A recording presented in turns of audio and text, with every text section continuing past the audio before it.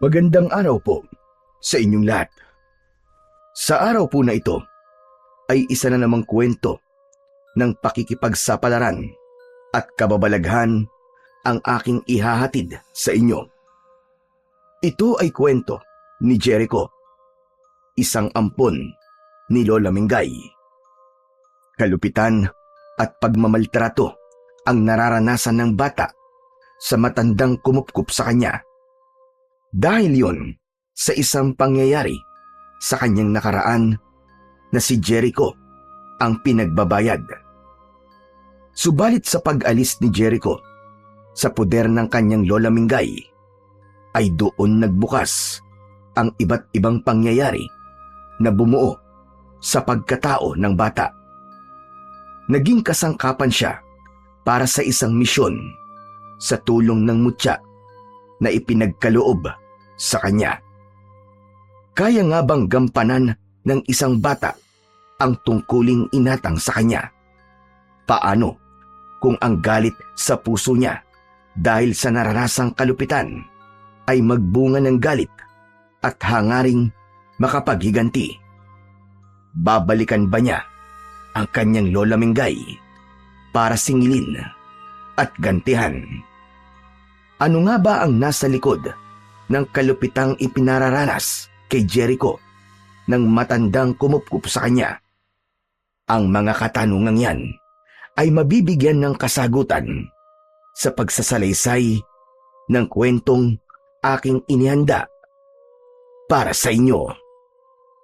Ngunit bago po ang lahat, mga idol, ay huwag po nating kalimutang mag-subscribe at i-hit ang notification bell sa aking YouTube channel na The Voice Addict at Apong Isaak para sa mas marami pang makapigil hiningang kwentong aswang at katatakutan mula sa mundo ng kababalaghan. Umpisahan na po natin ang kwento. Hoy ikaw, magaling na bata! Saan ka na naman ba naggaling ha? Diyan lang po. Nakipaglaro lang po, Lola Mingay. Nakipaglaro? Naka, matigas talaga ang ulo mo, buwisit ka bata ka! Diyos ko, di ko na alam ang gagawin ko sa'yo! Nanggigigil na humanap ng pamalo si Lola Mingay. Una niyang nakita ay ang walis tingting na nakasandal sa isang sulok ng bahay. Agad itong kinuha ng matanda at inihambalos sa apong si Jericho. Ikaw, hindi ka talaga nakikinig sa akin. Inuuna mo pa ang paglalaro kaysa tapusin ang mga trabaho dito sa bahay. Gusto mo talaga nagugulpi ka ha? Etong sa'yo! Eto pa! Paulit-ulit ang hataw ni Lola Mingay kay Jericho. Humihiyaw ang bata. Pilit na sinasalag ang bawat pagpalo sa kanya. Tama na po! Aray, tama na po, Lola Mingay! Tama na po! Aray, nasasaktan po ako! Talagang masasaktan ka dahil hindi ka nakikinig sa akin. Kaya tama lamang na patikimin kita ng gulpe. Kapag ganong nagagalit si Lola Mingay, ay wala na siyang pakialam kung saan man tamaan ng kanyang palo si Jericho. Nang mapagod ang matanda, ay tumigil ito sa ginagawang pamamalo. Sorry na po, Lola. Sorry na po, hindi na po mauulit. Pasensya na po. Anong pasensya? Hindi pa ako tapos sa'yo. Ayoko na po. Masakit na po ang katawan ko. Tama na po, Lola. Talagang masasaktan ka dahil binabaliwala mo ang utos ko sa'yo. Ang sabi ko, sumalok ka ng tubig at punuin mo ng tubig ang mga drum. Pero anong ginawa mo? Nang tignan ko kanina, ay walang kalaman-laman ng mga drum dahil inuna mo pa ang paglalaro mong bisit kang bata ka. Lola, nakaligtaan ko lang naman po. Pero sasalok na po ako ng tubig. Sorry na po talaga. Abay dapat lang. Dahil walang ibang gagawa doon, kundi ikaw. Trabaho mo yan, bisit ka. Huwag na po kayong magalit, Lola. Tama na po, sorry na po talaga. Anong huwag magalit? Talaga namang nakakagalit ang ginawa mo. Dahil napakasaksakan mo ng batugan. Nakalimutan ko na po talaga, Lola. Mabuti pa. Sumalo ka na ng tubig. Bilisan mo. At naaalibadbaran ako sa pagbubuka mo. Bilisan mo! Agad na sumunod ang batang si Jericho sa kanyang lola Mingay habang humihikbi. Nang magtungo siya sa poso ng tubig, ay naroon ang kanyang kaibigang si Gomer. Nakita niya na galing sa pag-iyak ang kaibigan dahil namamaga ang mga mata nito at may marka ng palo sa binti at braso. Uy, ano nangyari sa'yo, Jericho? Bakit may pasayang braso at binti mo? Wala to. Wala to, Gomer. Alam ko na. Ginulpi ka na naman ng lola mo, no? Tama ba ako? Wala nga to. Saka, okay lang naman ako eh. Kasalanan ko rin kasi. Hindi ko ginawa kagad yung inuutos niya sa akin. Nawili kasi ako sa pakipaglaro kanina eh. Pero Jericho, kahit na ba, hindi ka pa rin niya dapat ginugulpi ng ganyan. Sanay na ako. Kaya ayos lang ako, Gomer. Huwag kang mag-alala. Hindi tama yan. Nasasanay ka sa gulpi ng lola Mengay mo? Aba, teka, kung isumbong kaya natin kay Kapitan, kasi masama yung nananakit ng bata. Ang sabi, pwedeng parusahan at makulong. Ha? Makukulong ang lola ko? Oo, pwedeng mangyari yun, baka akala mo. Narinig ko, labag sa patas ang nananakit ng bata. Pero Gomer, ayokong makulong ang lola ko eh. Ayokong mangyari yun. Heh, kaya natatakot kang magsumbong, ganun ba? Basta Gomer, ayos lang ako, huwag ka na mag-alala sa akin.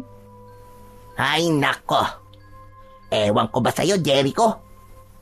Teka nga, bakit ba madaling magalit sa'yo ang lola mo? Tapos, kapag nagagalit, sinasaktan ka kagad. Ganun talaga si Lola Mingay eh. Madali kasing uminit ang ulo niya. Baka naman, nasasaniban na ng masamang espiritu ang lola mo.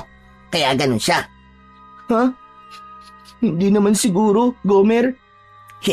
Ano ba talagang kinakagalit niya sa'yo? Kasi, madalas siyang mainis kahit maliit na bagay lang naman. Ewan ko. Pero Gomer, maniwala ka, okay lang ako. Sarili talaga ako sa pamamalo niya sa akin. Teka lang ha. Kung lagi ka nalang sinasaktan ng lola Mengay mo, may tanong ako sa'yo, Jericho. Ano yun, Gomer? Huwag kang magagalit ha.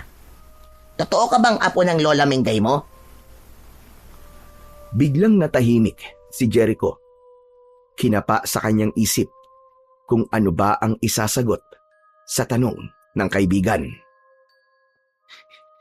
Oo naman. Apo ko ni Lola Mingay. Tunay niya akong apo. Bakit ang dalas kanyang saktan?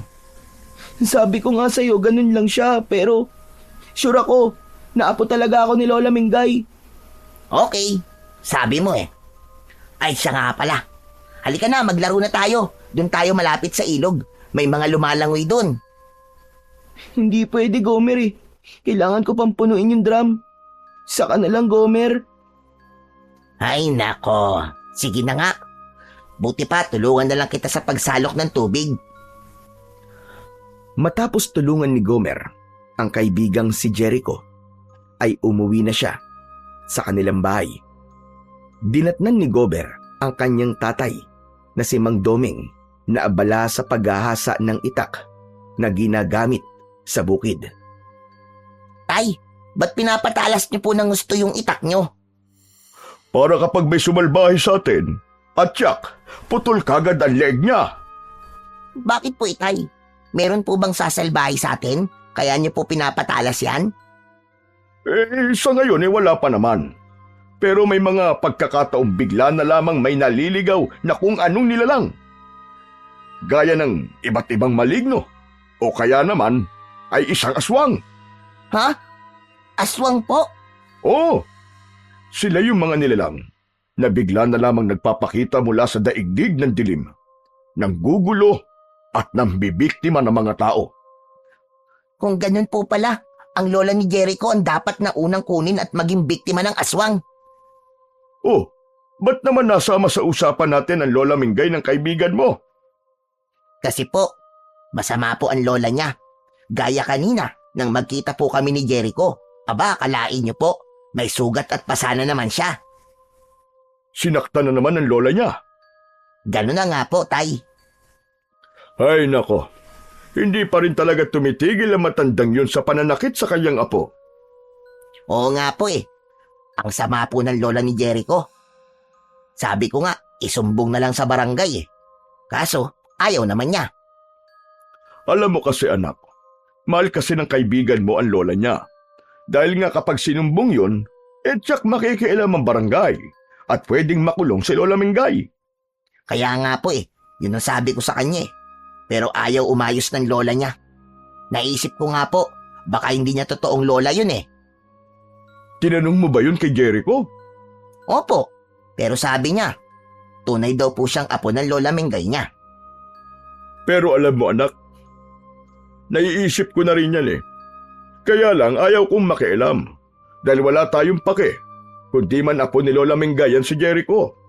Ang tanging may pakialam lang tayo ay yung ginagawa niyang pananakit sa bata. Hindi na kasi tama yun. Oo nga po, kaya naaawa na po ako sa kaibigan kong si Jericho. Baka mamaya, dahil sa pananakit, kung mapaano po siya. Hayaan mo, kapag nakita ko si Lola Mingay, ay susubukan ko na kausapin siya. Dahil, gaya nga ng sinabi mo, kawawa talaga si Jericho. Masyado siyang naaabuso. Seryoso si Mang Doming sa kanyang sinabi sa anak na si Gomer. Dahil talagang naaawa na rin siya sa kalagayan ng kaibigan ng kanyang anak. Alam niya ang sitwasyon nito dahil minsan niya nang nakita ang bata na may sugat at mga pasa pagkatapos gulpihin ng kanyang lola. Minsang naglalakad si Mang Doming nang makasalubong niya sa daan ang matandang babae. Agad niya itong kinausap. Lola Mingay, may lakad po yata kayo ah. Diyan lang, sa kabilang baryo. May pupuntahan lang ako. Mawalang galang na Lola Mingay. Pero hindi naman sa nakikialam ako. Kaya lang, meron lang akong gustong sabihin. Ano ba yon? Sabihin mo na at nagmamadali ako. Tungkol ho ito sa apo niyong si Jericho. Bigla agad kumunot ang noo ng matandang babae nang marinig ang pangalan ng kanyang apo. O bakit? Ano ang tungkol sa batak yon? May ginawa bang katarantaduhan? Abay kahit kailan talaga. Problema ang dala sa akin ng batang yon. Wala pong ginawang masama si Jericho. Kundi kayo po ang may ginagawang masama sa kanya. Abay sandali nga. Ano ba sinasabi mo, ha, Domeng? Alam ko ang ginagawa mo sa apo mo, Lola Mingay. Sana naman tigilan mo na ang ginagawa mong pananakit sa kanya. Hindi na ho tama yun eh. Sandali nga. Tinuturoan mo ba ako, ha, Domeng? Gusto mo kong diktahan ng dapat kong gawin kay Jericho? Ay, hindi naman sa ganon. Kaya lamang, sobra nang ginagawa mong pananakit sa kanya. Dahil may ginawa siyang mali. Kaya dinidisiplina ko lamang. Yun lang yon. Tama naman po, wala naman pumipigil sa inyo na disiplinahin si Jericho. Pero hindi sa paraang ginagawa nyo. Aba, pinagmamalupitan nyo na ang bata eh. Ano ba sinasabi mo, ha? Mangyaring nakita ko mga pasa at sugat na napapala niya pagkatapos nyo sasaktan. Nakita rin yun ng anak kong si Gomer. Wala kayong pakialam sa gusto kong gawin kay Jericho. Dahil apo ko siya. Pero hindi ganun ang tamang pagdidisiplina, Lola Mingay. Yun ang paraan ko. Kaya wag mo akong pinangungunahan at pinakikialaman. Baka nakakalimutan nyo, Lola Mingay. Labag sa batas ang pananakit sa bata. Tinatakot mo ba ako, ha, Doming? Bakit? Magsusumbong ka? Ipapapulis ba ako? Kaya nga ayokong umabot pa tayo sa ganon, Lola Mingay. Mas mainam na wag mo na lang saktan ang apo mo. Akala ko, mahalagang bagay ang sasabihin mo. Yung pala, ay gusto mo lang akong pakialaman sa pagdidisiplina ko sa apo ko. Buwisit na araw to. Diyak ka na nga. Sandali lang, Lola Mingay. Hindi pa tayo tapos. Tapos na tayong mag-usap, Doming. Dahil wala akong panahon sa pakikialam mo. Tuloy-tuloy nang umalis ang matandang babae. Naiwan si Mang Doming na iiling-iling na lang. Alam niyang sumama ang loob ng matanda. Kaya lang, alam niyang tama ang ginawa niyang paninita at pagpapaalala kay Lola Mingay para sa kapakanan at kaligtasan ni Jericho. Nang makabalik na sa bahay, si Lola Mingay galing sa kanyang pinuntahan, agad niyang hinanap ang kanyang apo. Wala ang bata nang tawagin niya. Maya-maya pa ay dumating ito, dala ang timba ng tubig. Sumalok ito sa poso para punuin ang kanilang drum na imbakan ng tubig.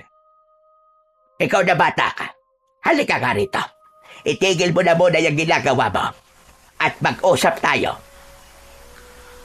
Nagtataka na napatigin si Jericho sa kanyang lola. Ramdam niya na tila hindi maganda ang timpla nito. Itinabi ng bata ang timba ng tubig at lumapit sa matandang babae. Bakit po, Lola Mingay? Ano pong pag-uusapan natin? Hindi sinagot ni Lola Mingay ang tanong ng bata, kundi agad nitong hinawakan ang kanyang suot na tsinelas at ipinalo yun sa muka ng bata.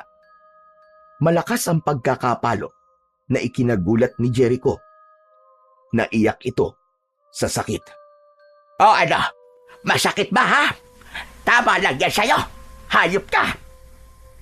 Bakit niyo po ako pinalo ng tsinelas? Ano po ba kasalanan ko sa inyo? Nagtatanong ka pa? Balik kaya kasalanan mo? Buwisit ka! Buwisit! Wala naman po akong ginagawa masama. Maghapon po akong hindi lumalabas ng bahay. Dito lang po ako, naglinis po ako at nagligpit ng mga kalat. Ano po kasalanan ko? Alam mo ba, na kinausap ako ng tatay ng kalaro mong si Gomer. Nagagalit siya sa akin dahil sa ginagawa ko sa'yo. Walang hiya ka. Nagsumbong ka sa kanya, no? Dahil sa katabilan ng bibig mo, baka ipakulong ako noon.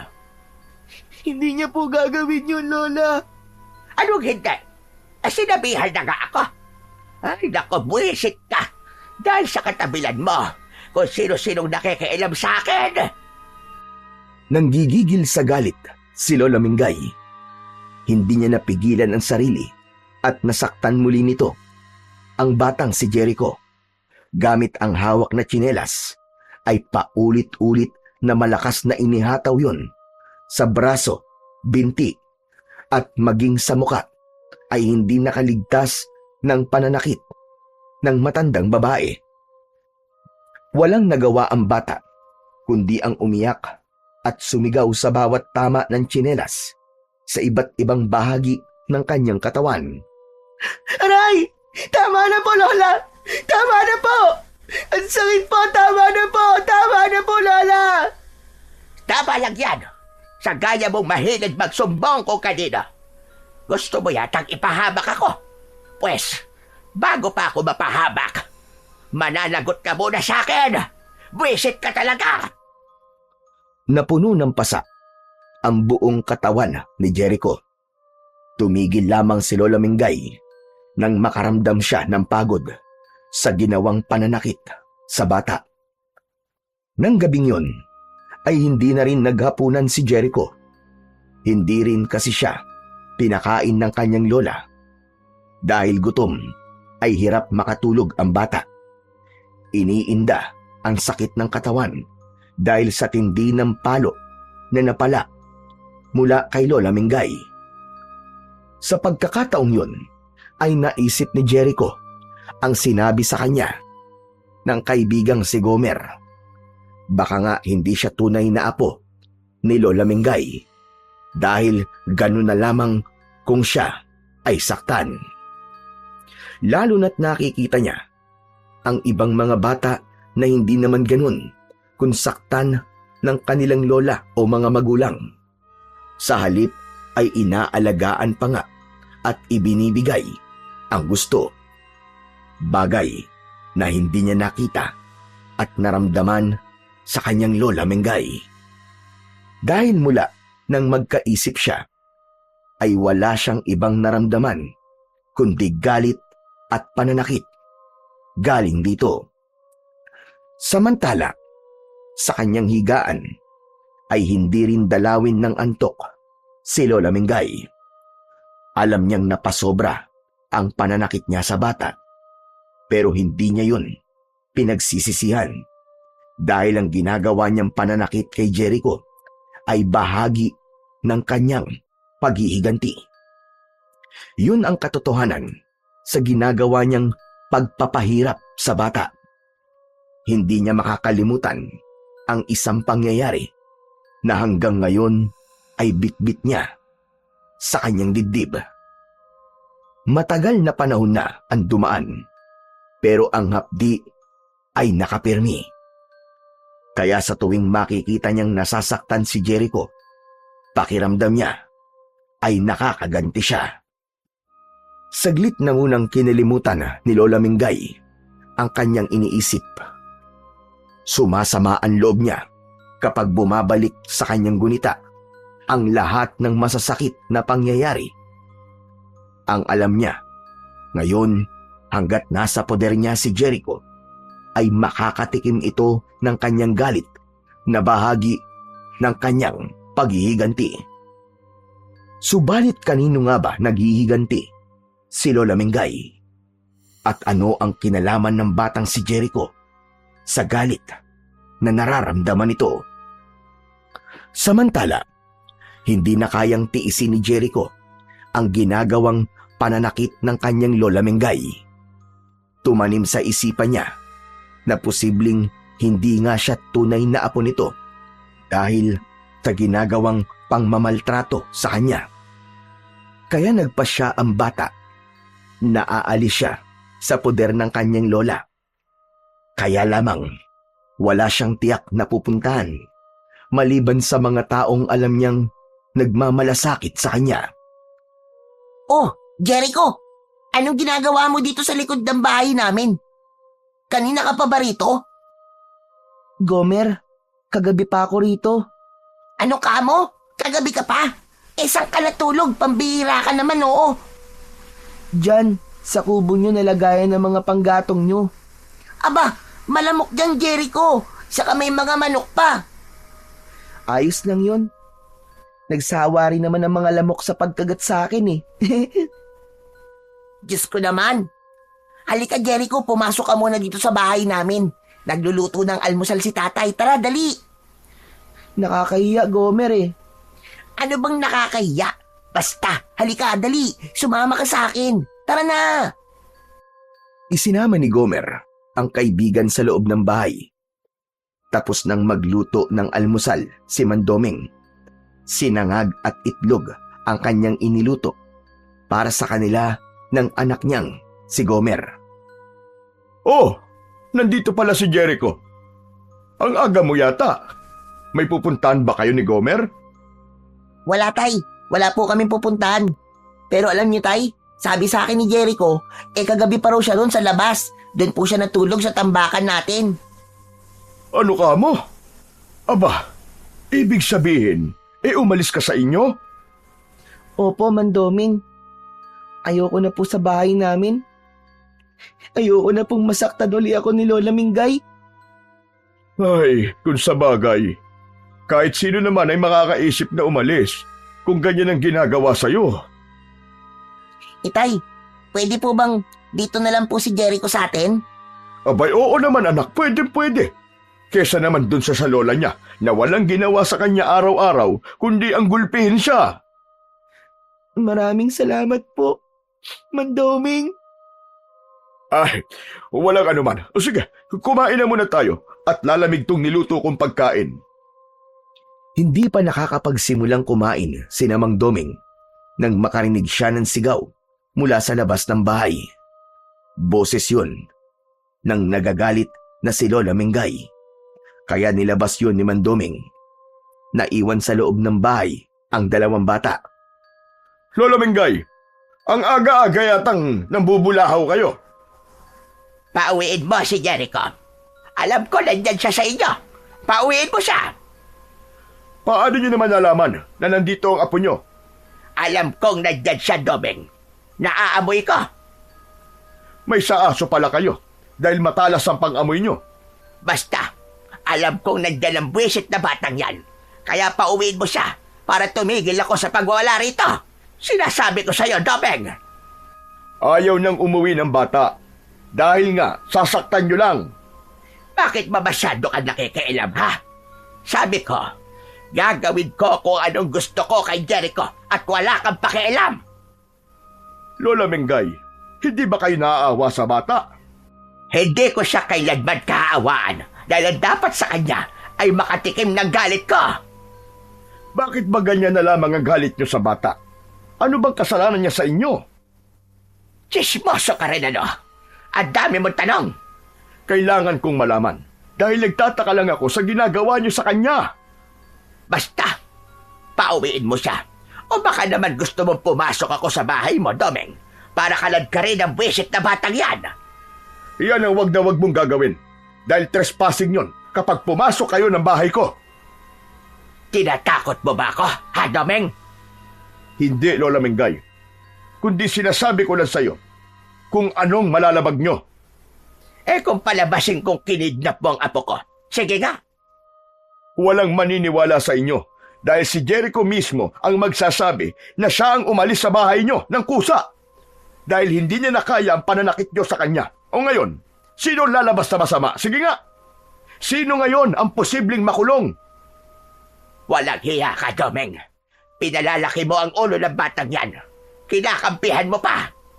Dahil maling-mali kayo. Kaya mas mabuti pa na umuwi na kayo dahil hindi na siya uuwi sa inyo. Dito na siya titira, sa akin. Nanggigigil sa galit ang matandang si Lola Mingay na umalis na lang. Pero hindi siya papayag na hindi bumalik sa kanya si Jericho. Kailangan bumalik sa bahay niya ang bata. Wala na si Lola Mingay. Tahimik na nakaupo lang si Jericho. Nilapitan siya ni Mang Doming at kinausap. Jericho, iho. Okay ka lang ba? Opo, Mandoming. Huwag mo nang isipin ang Lola Mingay mo, ha? Kahit magalit pa siya, ang mahalaga ay wala ka na doon sa kanya. Hinding-hindi ka na niya masasaktan pa. Pasensya na po kayo, Mandoming, ha. Pati po kayo nadadamay sa galit ng lola ko. Ay, huwag mong intindihin yon. Basta nandito lang kami palagi ni Gomer para sa'yo. Handa kaming tulungan ka. O halika na, kumain na muna tayo. Naistorbo tuloy ang pagkain natin. Samantala, sa bahay ni Lola Mingay ay hindi mapakali ang matandang babae. Hindi niya hahayaang manatili si Jericho sa bahay ni Mang Doming. Mahalagang makabalik sa kanya ang bata. Dapat may gawin siyang paraan upang makuha si Jericho.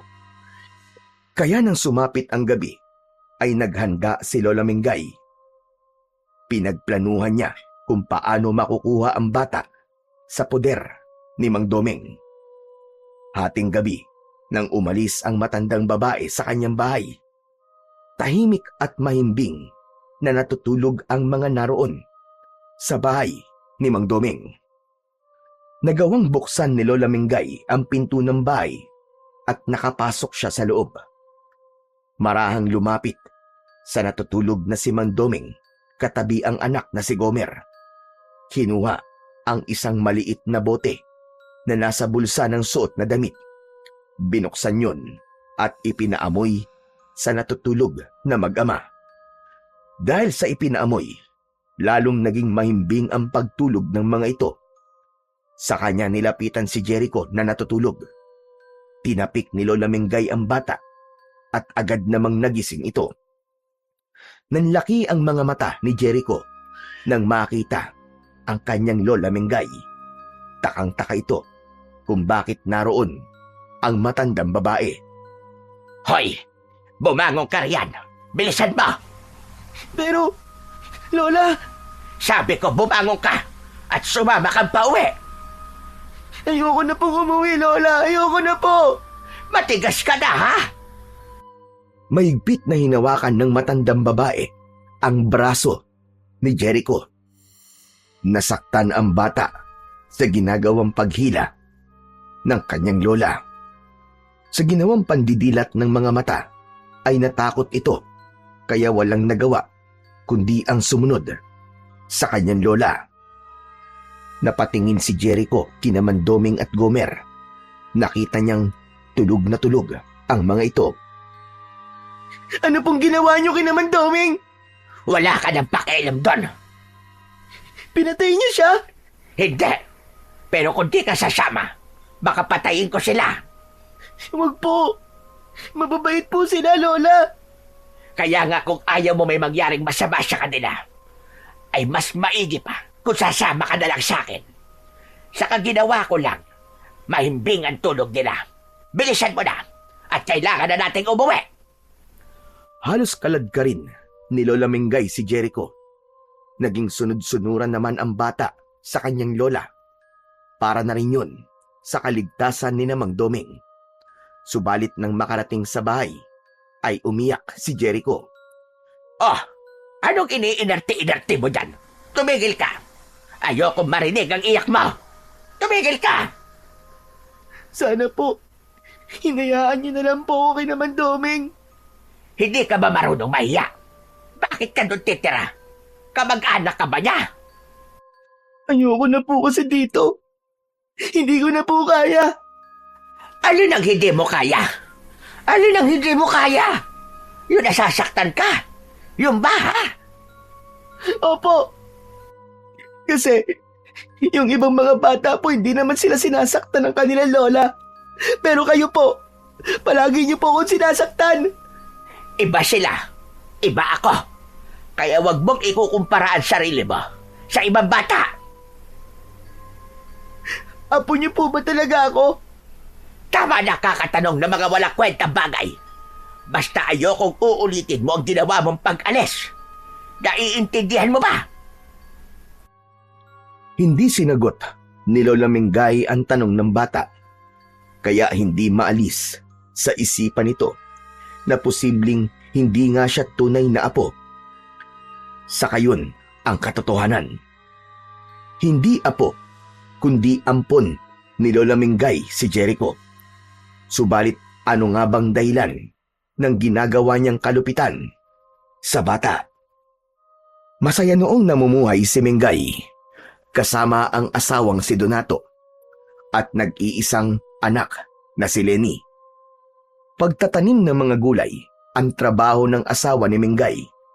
Simple lang ang kanilang pamumuhay at kontento na sila. Sa ganoon, ang mahalaga sa kanila ay magkakasama sila. Isang antingera si Mengay, kaya nga lamang ay pinili niyang itigil na ang kanyang pagiging antingera para sa katahimikan ng kanyang pamilya. Bagay na sinang-ayunan ng asawang si Donato. Subalit dumating ang pagkakataon na may grupo ng mga aswang na biglang sumalakay sa kanilang lugar. Ang target ng mga ito ay kunin kay Mengay ang iniingatan nitong mutya. Subalit hindi niya yun basta maaaring isuko, lalo na't ang pagsuko ng mutya ay mangangahulugan ng lalo pang paglakas ng kapangyarihan ng mga aswang. Dahil ang mutyang hawak ni Mengay ay may dalawang muka. Kapag mabuti ang puso ng mag-iingat dito, ay magiging mabisa para gamitin laban sa kasamaan. Subalit kung masama at itim ang budhi ng magtataglay nito, ay lalo lamang palalakasin nito ang paggawa ng kasamaan at paggasik ng kadiliman. Dahil matigas si Mingay, naisuko ang mutya na hinahanap ng mag-asawang aswang. Lahat ng paraan ay ginawa nito para lamang mapapayag si Mingay. Kinuha ng mag-asawang aswang ang kanyang asawa at anak, kapalit ng mutya na iniingatan niya. Kaya lamang, hindi na matandaan ni Mingay kung saan lugar ba niya ibinaon ang mutya na kanyang itinago, kung saan-saan na siya nagukay upang hanapin yun. Subalit, hindi na niya makita ang pananda na kanyang ginawa, kaya hindi niya na alam kung saan ito huhukayin. Inakala ng mag-asawang aswang ay nagmamatigas si Mingay at walang planong isuko ang mutya. Kaya naman, pinatay ng mag-asawang aswang si Donato at ang nag-iisang anak na si Lenny. Tila gumuho ang mundo ni Mingay sa pangyayaring yun. Gusto na rin niyang mamatay dahil sa pagkawala ng mga mahal niya sa buhay.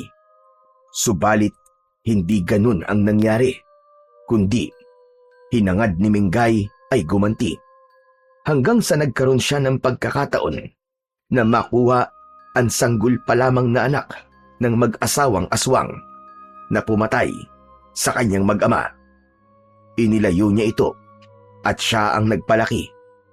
Ito nga ay ang batang si Jericho.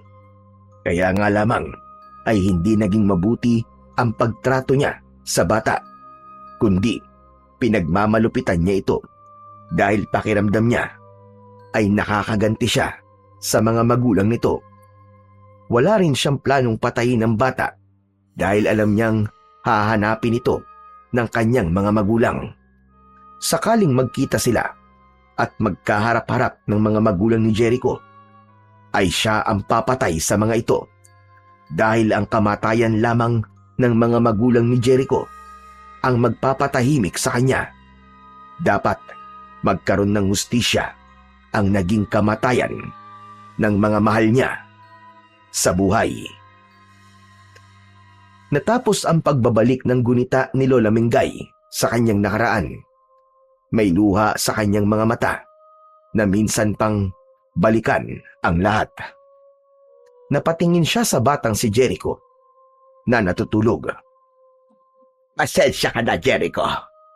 Mahirap din sa akin na lagi kitang nasasaktan. Kaya lamang, hindi ko mapigilan ang sarili ko. Lalo na kapag naaalala ko na ang mga magulang mo ang dahilan kung bakit maagang nawala ang pinakamamahal kong asawa at anak. Hindi pa rin nawawala sa puso ko ang sakit at galit sa mga magulang mong may kagagawan ng lahat. Bagamat medyo matagal na rin yun, nasa 10 taon na ang nakakalipas, ramdam na ramdam pa rin ni Lola Mingay ang sakit na nananatili sa dibdib niya. Hindi siya makaalpas sa masakit na alaalang yon. Samantala, kinabukasan ay ganun na lamang ang pagtataka ni Namang Doming nang makita nilang wala na sa kanilang bahay si Jericho. Wala rin silang maalala sa mga nangyari. Parang napakahimbing ng naging pagtulog natin kagabi, anak. Oo nga po, itay eh. Si Jericho, nawawala siya. Nasaan kaya siya, tay? Umalis na hindi nagpaalam sa atin. Di kaya bumalik na sa lola niya? Pero tay, sabi niya po, ayaw niya na po ron eh. Di na raw po siya babalik doon. Eh baka naman biglang nagbago ang isip, kaya umuwi siya habang natutulog tayo. Ang labo naman ni Jericho. Hayaan na lang natin siya, anak. Wala tayong magagawa kung mas gusto ni Jericho ang bumalik sa lola niya. Tay, aalamin ko kung nagbalik nga doon si Jericho. Ikaw ang bahala, anak. Nang araw ding yon, ay nagtungo si Gomer sa bahay ni Lola Mingay. Tama ang kanyang ama na nagbalik nga roon si Jericho. Gusto sana niyang kausapin ang kaibigan, kaya lamang ay hindi siya makalapit dahil tila binabantayan ito ng matanda. Subalit nagtiyaga si Gomer na maghintay hanggang nakita niyang papaalis na ng bahay ang lola ni Jericho. Kaya lamang nang makalabas ito ng bahay ay nakita niyang mahigpit na isinara ang bintana at pinto upang matiyak na hindi makakalabas si Jericho. Nagkukubli noon si Gomer sa likod ng isang malaking puno. Ilang metro ang layo sa bahay ng kaibigan. Grabe, ang salbahe talaga ni Lola Mengay. Ngayon naman, kinukulong na niya si Jericho para hindi makalabas. Mamaya, kapag wala nang matandang salbahe na yan, ay lalapit ako sa bahay nila. Nang ganap ng makalayo, ang matanda ay nagmamadalingang lumapit si Gomer papunta sa kubo nito. Tinawag nito ang kaibigan na nasa loob. Gomer? Gomer, ikaw ba yan? Oo, Jericho, ako nga ito. Salamat at pinuntahan mo ako rito. Ikinulong ako ng lola ko para hindi na ako makalabas. Baka kasi umalis uli ako eh. Teka nga, ano ba nangyari? Bakit andito ka na naman? Di ba sabi mo ayaw mo na dito? Ang labo mo naman. Kagabi kinuha niya ako habang natutulog kayo. Nagtataka nga ako dahil hindi kayo nagigising. Yun na nga yung pinagtataka namin ni tatay eh. Bakit sobrang himbing ng tulog namin kagabi? May ginamit siya para maging mahimbing ang tulog nyo. Dapat hindi ka nalang sumama para umuwi dito. Hindi maaari, Gomer, kasi nga, baka kung anong gawin sa inyo ni Lola Mengay. Ano ka mo? May gagawin siyang masama sa amin ng tatay ko? Oo, yun ang sabi niya sa akin eh. May gagawin siya sa inyo ng tatay mo, kundi ako sasamang umuwi. Tinatakot ka pala niya. Eh paano kung totohanin niya, Gomer? Saka ayoko may masamang mangyari sa inyo, Gomer. Salamat, Jericho ah. Kaya pala kahit ayaw mo bumalik ka rito, para sa kaligtasan namin ng itay ko, ay ginawa mo. Hindi ko hahayaang mapahamak kayo. Kasi kayo na lang ang nagmamalasakit sa akin eh. Eh paano yan, Jericho? Paano ka ngayon? May hihilingin sana ako sa'yo, Gomer. Ano yun? Sabihin mo lang. Buksan mo ang pinto o kaya bintana para makaalis ako dito. Ha? Sigurado ka ba? Oo, kailangan ko makaalis dito. Isang ka naman pupunta. Hindi ka na pwede sa bahay namin. Alam ko yun. Saka ayoko na rin madamay pa kayo ng tatay mo sa problema ko. Sige na, Gomer. Pakawalan mo ako dito. Saan ka nga muna pupunta? Kahit saan. Basta, dun sa lugar na hindi na ako masusundan pa ni Lola Mengay ko. Kaya nakikiusap ako sa'yo, Gomer. Tulungan mo ako makalabas dito. Sige na. Oo, sige. Teka lang, gagawa ako ng paraan. Nakakandado ang pinto, maging ang bintana ng bahay. Kaya hindi madali para kay Gomer na mabuksan yun. Humanap siya ng bato o kaya ay bakal na maaaring gamitin upang matanggal sa pagkakalak ang kandado sa pinto ng bahay. Isang bato ang kinuha ni Gomer at pinagtiyagaang pukpukin ang kandado upang matanggal yun at mabuksan ang pinto. Hindi naman nabigo si Gomer. Nagawa niyang alisin ang kandado ng pintuan. Nagmamadaling lumabas si Jericho at magkasama ng umalis ang dalawang bata. Nagtungo sila sa isang masukal na lugar upang doon ay magtago. Nag-aalalang biglang dumating si Lola Mengay. Maraming salamat sa tulong mo, Gomer, ha? Wala yun, Jericho. Alam mo namang hindi kita pwedeng pabayaan eh. Kailangan ko nang umalis. Teka, Jericho, saan ka ba pupunta talaga? Ewan ko. Hindi ko rin alam. Siguro kahit saan na lang, basta't makalayo lamang ako sa lola kong malupit. Pasensya ka na, Jericho ah. Hindi ka na pwede sa bahay namin. Okay lang, naiintindihan ko yun. Kung doon uli ako pupunta sa inyo, Chuck, guguluhin lang kayo ng lola ko. Madadamay pa kayo. Basta, Jericho, mag-iingat ka palagi ha. Oo, sana magkita uli tayo, Gomer. Sana nga. Nag-peace bump pa at nagyakap ang dalawang bata bago tuluyang naghiwalay. May lungkot sa bawat muka ng dalawa dahil ang paghihiwalay nilang yun ay wala ng katiyakang magkikita pa silang muli. Ano ka mo? Tinulungan mong makalabas ng bahay si Jericho? Opo, Tay. Kasi po, ikinulong siya ng Lola Mengay niya. Ang sama talaga na matandang yun. Sagad na sa buto ang kasamaan niya. Eh paano ngayon si Jericho? Saan siya pupunta? Hindi po rin niya alam eh. Ang mahalaga lang po sa kanya ay makalayo na po sa kanyang lola. Tiyak lalong magagalit yun kapag nalamang nakatakas si Jericho. Dahil nga sa nangyaring pagpapatakas ni Gomer kay Jericho, ay muling binulabog ni Lola Mengay ang bahay ni na Domeng. Ang kulit nyo rin talaga, no? Ang kakapal ng pagbubuka nyo. Bakit, Lola Mengay? Ano na naman ba ang problema niyo at nang bubulahaw na naman kayo rito? Wala talaga kayong kadala-dala na mag-ama. Nasaan si Jericho? Ilabas nyo siya! Ilabas nyo! Wala po rito ang apo nyo. Kahit pumasok ka rito at maghalugog, walang Jericho na makikita kayo rito. Dahil itinago mo. Itinago mo siya, Domeng. Hindi po namin itinatago si Jericho, Lola Mengay. Talagang wala po siya rito sa amin. Kung bakit kasi ayaw mo pa rin maniwala. Kung wala siya dyan sa loob ng bahay mo, saan siya nagpunta? Aba, ewan namin. Wala kaming alam. Ang ipinagtataka ko ay sinong tumulong sa kanya para makatakas siya. Aba, hindi ako ah. Wala pa akong sinasabi, pero nakaputak ka na kagad na parang manok. Nagsasabi lamang ng totoo ang anak ko. Kahit hindi kayo umamin na may kinalaman sa pagtakas ni Jericho, alam ko kung sino. Sino? Kailangan ko pa magsabihin? Hayan, at hindi makatingin sa akin ang anak mo.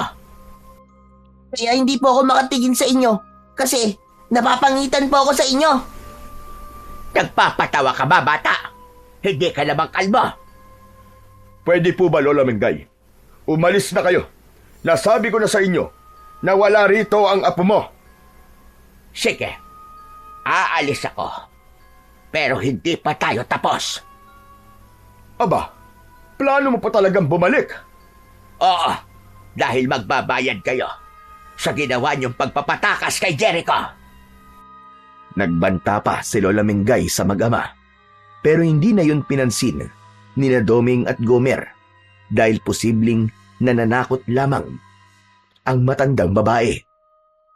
Samantala, malayo na ang narating ng bata. Masukal na gubat at maraming mga halaman ang kinaroroonan ni Jericho. Totoong walang katiyakan kung saan siya pupunta. Wala na siyang ibang mga kaibigan na maaari sana niyang tuluyan. Kung meron man, ay hindi siya maaaring magtungo roon dahil madadamay lang sila sa galit ni Lola Mengay. Kaya naman, pinili na lamang ni Jericho na wag nang mang-abala pa ng ibang tao. Nag-uumpisa ng kumagat ang dilim sa ilang na lugar na kinaroroonan ni Jericho. Naglalakad siya na hindi alam ang paroroonan. Nakaramdam siya ng pagod kaya saglit na huminto at sumandal sa isang puno. Siguro, dito na lang muna ako magpapalipas ng gabi. Bukas ko na lang itutuloy ang paglalakad para humanap ng pwedeng tirhan. Papasok ako kahit katulong sa bahay. Basta't may matirhan lang ako. Kaya lang, nagugutom na ako, saka nauuhaw na rin. Titiisin ko na lang. Itutulog ko na lang ang gutom at uhaw ko. Isinandal ni Jericho ang pagod na katawan sa isang puno. Nakakaramdam na siya ng antok nang may narinig siyang tila boses na nahihirapan.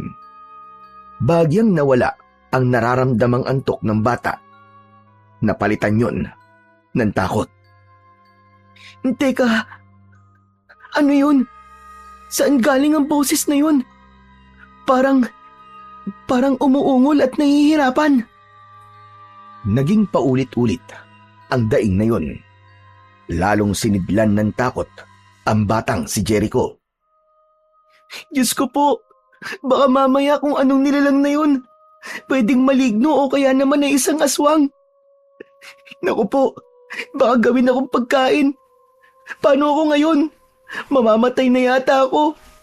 Chuck, nawala na akong kawala. Diyos ko, tulungan niyo po ako.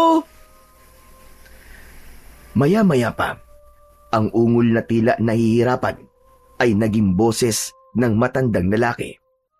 Humihingi yun ng tulong. Teka, parang matandang lalaki yun na nahihirapan. Hindi siya maligno o kaya ay aswang. Baka may nangyari sa kanya. Tumayo si Jericho sa pagkakaupo nito at sa pagkakasandal sa malaking puno. Bagamat naroon pa rin ang kabang nararamdaman niya, ay nilabanan niya yon. Lalo na't mas matimbang sa isipan niya na makita ang matandang lalaking humihingi ng tulong para kanyang damayan. Pinakinggang maigi ni Jericho ang pinagmumulan ng daing ng matandang lalaki. Hanggang sa matagpuan niya ito, nakasalampak sa damuhan ang matandang lalaki at hawak ang kanyang binti habang hinihilot ang tuhod. Lolo, ano po nangyari sa inyo? Aray, nahihirapan akong makatayo at makalakad. Bigla kasing sumakit ang tuhod ko at hindi ko maihakbang. Nadapa po ba kayo, Lolo? Hindi iyo. Bigla na lang kasing umatake ang rayuma ko. Sobrang sakit talaga. Hindi ko maihakbang ang mga paa ko. Saan po ba kayo pupunta? At gabi na po. May pinuntahan ako. Kaya lamang, inabot ako ng gabi sa paglalakad. Tapos ganito pa nangyari sa akin. Aray ko, kaya lalo ako nahihirapang makauwi. Ikaw ba, iho?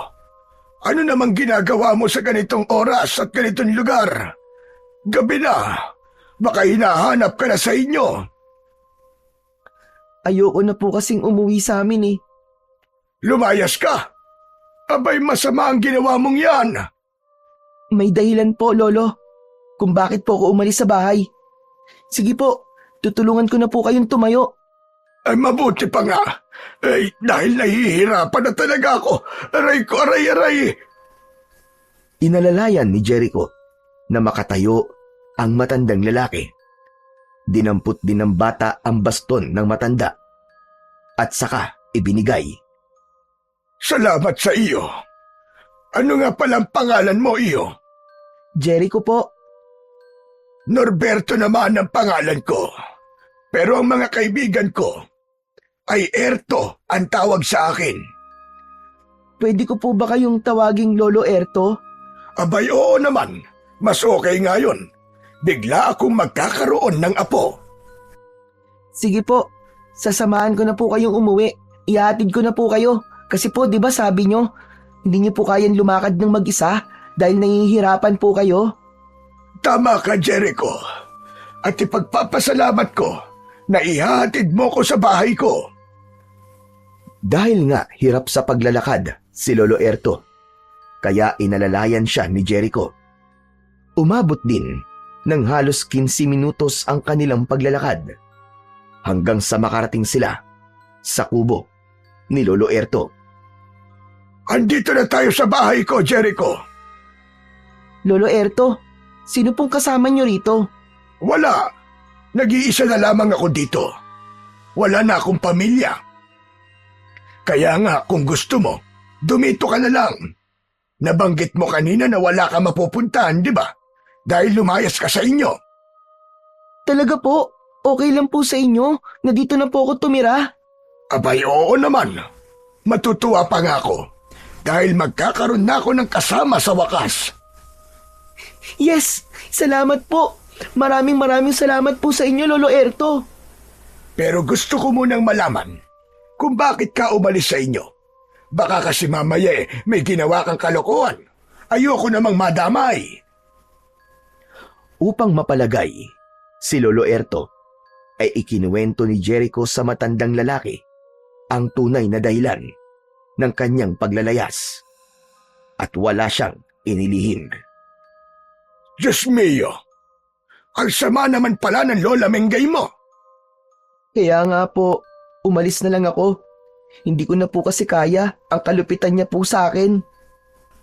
May palagay ako na hindi kanya tunay na apo. Dahil kung totoong apo ka ng lola mo, hindi kanya sasaktan.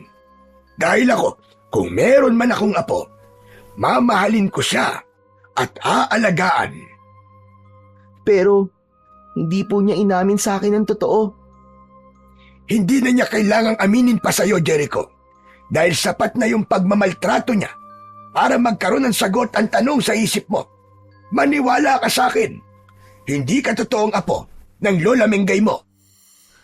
Napabuntong hininga si Jericho. Hindi si Lolo Erto ang unang nagsabi sa kanya ng tungkol sa bagay na yon. Maging si Mandoming ay yun din ang sinabi. Kaya ganap nang nabuo sa isipan ni Jericho na hindi nga niya kadugo ang nakilala niyang lola.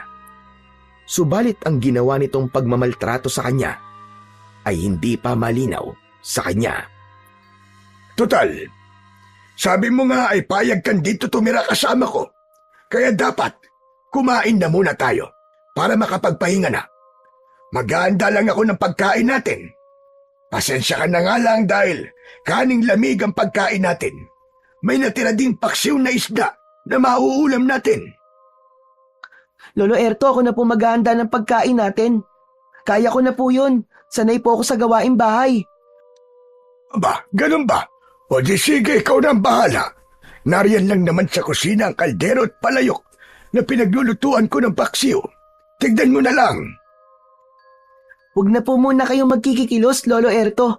Mahirapan lang po kayo dahil po sa rayuma nyo. Tapos mamaya po, hihilutin ko po yung tuhod nyo. Marunong po ako nun. Talaga? Abay, tamang-tama. Kailangan talaga mahilot ang tuhod ko para kahit papano ay mabawasan ang pananakit. Kayang-kaya ko po yun. Kasi po, yun din po ang pinagagawa sa akin ng Lola Mengay ko eh. Talagang itinadhana na magkita tayo, Jericho, para may makasama ako sa aking buhay. Siguro nga po, Lolo Erto. Sige po, ihahanda ko po muna ang pagkain natin ha. Kasi po, gutom na rin po ako eh. Pinagmasdan ni Lolo Erto ang bata habang naghahanda ng kanilang pagkain. Sanay na sanay nga si Jericho. Nang maihanda ang pagkain, ay inalalayan ng bata ang matandang lalaki upang makalapit sa mesa para sabay na silang kumain. Unang gabi ni Jericho sa puder ni Lolo Erto nang magkaroon ng kaguluhan sa labas ng kubo ng matanda. Nagising si Jericho sa ingay at maging ang matandang lalaki ay nagising na rin. Lolo Erto, ano po nangyayari? Bakit parang may nangyayaring gulo po sa labas? Saka parang ang baho po. Saan po ba galing ang amoy na yun? Parang amoy nabubulok po. Dumating na naman sila. Bumangon para manggulo. Ginagawa nila yon tuwing magbibilog ang buwan. Ano po? Sino po ba sila? Ang mga amalanhig. Amalanhig? Ano po ba yun, Lolo Erto? Isang uri sila ng aswang. Mabuti pa, sumilip ka sa labas nitong kubo upang makita mo sila. Sumunod si Jericho sa sinabi ni Lolo Erto. Ganun na lamang ang panlalaki ng mga mata ng bata nang makita ang mga aswang na amalanhig na sinasabi nito. Hala! Mga zombie! Mga patay na nabuhay! Diyos ko, kadiri ang itsura nila!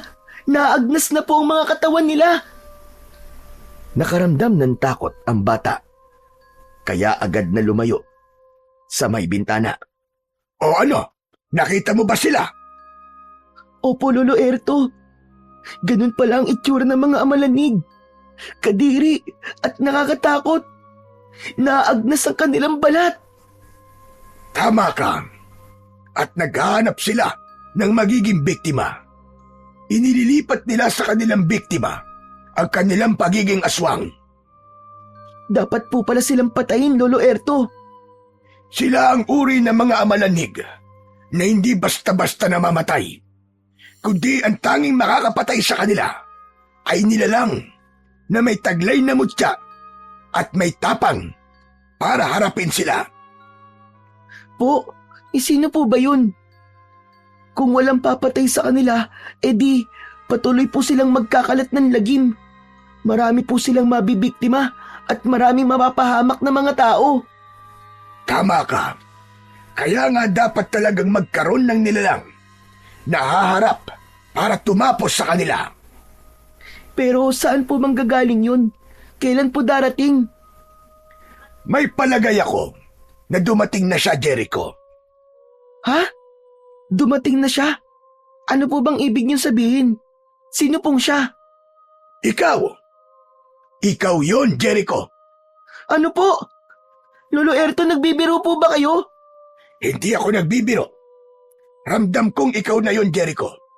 Kaya nga itinidhana na mag-cruise ang landas natin dahil sa mahalagang bagay na yon. Teka, hindi ko po kayo naiintindihan, Lolo Erto eh. Paano po magiging ako yun? Isa lamang po akong bata. Saka, wala po akong kapangyarihan. Alam ko, pero hindi mo dapat problemahin ang tungkol sa bagay na yan. Dahil matagal nang naihanda yon. Hinintay lamang ang pagdating mo. Naguguluhan po ako, Lolo Erto. Nasa akin ang mutya na magagamit mo, Jericho. Ako ang siyang nag-iingat nun. Ano po bang ibig niyong sabihin, Lolo Erto? Buong buo kong ipagkakatiwala sa iyo ang mutya na kung tawagin ay mutya ng pusong bato. Habang nag-uusap ang dalawa sa loob ng bahay, ay lumakas ang sigawan sa labas. Nagsimula ng umatake at manggulo ang mga amalanig na nasa labas. Kinakalabog na rin nila ang kubo ni Lolo Erto. Lolo, nariyan na po ang mga amalanig. Ano po ginagawa nila? Nagpupumilit silang pumasok dito sa loob dahil naaamoy nila ang iyong sariwan dugo. Mabango para sa mga amalanig ang dugo ng isang batang kagaya mo. Lalo na't ang isang bata ay madali nilang mapapasahan ng kanilang pagiging aswang. Naku, hindi po pwede yun. Hindi po ako papayag na maging aswang. Hindi sila titigil hanggat hindi sumisikat ang araw. Halika, samahan mo ko, Jericho. Ha? Saan po tayo pupunta, Lolo Erto? Sasamahan mo kong harapin ng mga amalanig na nanggugulo sa labas. Pero, natatakot po ako sa kanila eh. Huwag kang matakot. Akong bahala sa iyo. Ang nais ko lang ay alalayan mo ko dahil hirap akong kumilos dahil sa rayuma ko. Masyado na ako matanda para humarap pa sa kanila. Hindi na rin kaya ng mutya na baguhin pa ang nararamdaman ko dahil sa labis ang aking katandaan. Kung ganun po pala, ay kayo ang dapat na umahadlang at lumilipol sa kanila? Oo, pero dahil sa aking katandaan ay nahihirapan na rin ako. Lalo na't halos walang katapusan ng mga amalanig na yan. Napakahirap nilang ubusin. Hanggat may namamatay na aswang, hanggat may nabibiktima sila na namamatay at napasahan ng kanilang pagiging aswang, ay magkakaroon ng mga amalanig. Kaya ang tungkulin ng antingero na pumapatay sa kanila ay panghabang buhay din. Tapos, yun po ang ipapasa niyo sa akin, Lolo Erto? Oo, dahil ikaw ang karapat-dapat. Ikaw ang dinala ng tadhana para sa mahalagang tungkulin upang makatulong sa mga tao at nang hindi tuluyang maghari ang mga amalanig at iba pang aswang na puwersa ng kadiliman. Nagpasama na nga si Lolo Erto palabas ng kanyang kubo Pagbukas ng pinto ng kubo, ay agad na tumambad kina Erto at Jericho ang maraming amalanig na nag-uunahan sa paglapit, lalo na't naaamoy ang sariwang dugo ni Jericho. Akala nyo yata ay mapapakinabangan nyo ang kasama ko. Diyan kayo nagkakamali, mga mababahong amalanhig! Iniangat ni Lolo Erto ang hawak niyang baston. Bawat sumusugod na amalanig ay hinahataw niya gamit ang kanyang baston. Bumabagsak ang bawat tamaan nito. May mga nalalagas pambahagi ng katawan sa lakas ng pagkakahataw ni Lolo Erto. Yun nga lang, ang nakapagtataka ay nagagawa pa rin bumangon muli ng amalanig. Kung napuputol man at nagkakawatak-watak ang bahagi ng katawan, ay bumabalik ito sa dati. Kaya naman, halos wala silang kamatayan. Paano niyo po malilibol ang mga amalanig na yan, Lolo Erto? Kung bumabalik lang po sila, nabubuo po ulit sila. Hindi po sila namamatay. Kaya nga paulit-ulit silang hahatawin hanggang sila na mismo ang umatras. Hanggang sa tumigil sila sa kanilang ginagawang pagsalakay. Pero sa tamang tao na pagtitiwalaan ng mutya ng pusong bato, matatapos ang pag-aasik ng lagim ng mga aswang na yan. Nagpatuloy sa pagsugod ang mga amalanig. Hindi naman tumitigil sa paghataw sa kanila si Lolo Erto.